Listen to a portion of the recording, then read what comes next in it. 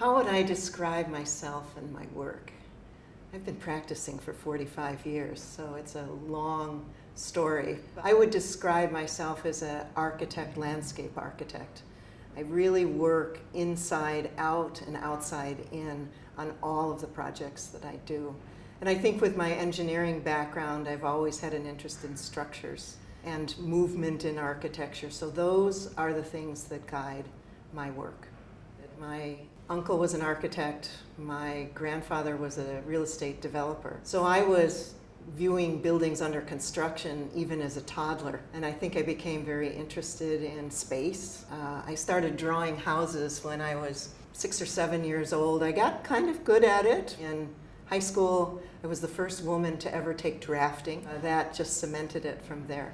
I really enjoyed putting spaces together, creating places for people. And I think that sort of social side of architecture is something that also colors my work.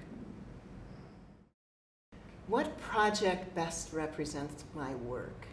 I would say it's the project I did when I was a partner at SOM. It was Arlington International Racecourse, a racecourse for thoroughbred horses, which obviously compared the movement of people with the movement of horses in an engineering feat because it's a grandstand. It also welcomed outside landscape into buildings and vice versa.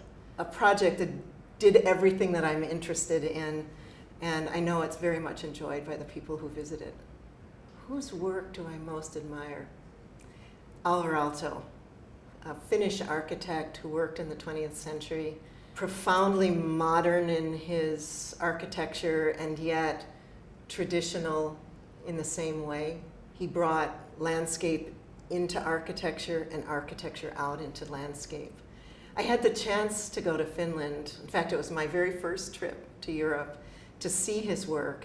And I had hoped to meet him, but he unfortunately had passed away just a couple of weeks before. But I did see all of his work, all the way up to the Arctic Circle in Helsinki and everywhere. And it was a phenomenal body of work that inspires me today.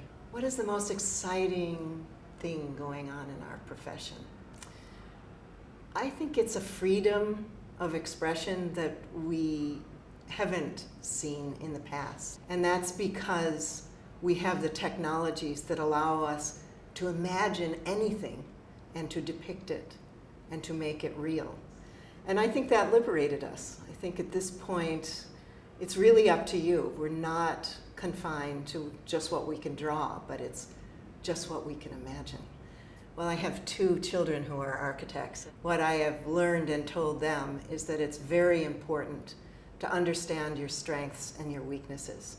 Play to your strengths and make sure that you have people with you and around you that can help support you in the areas that you're not as strong in. And that way, you won't be frustrated and you'll do the best possible work.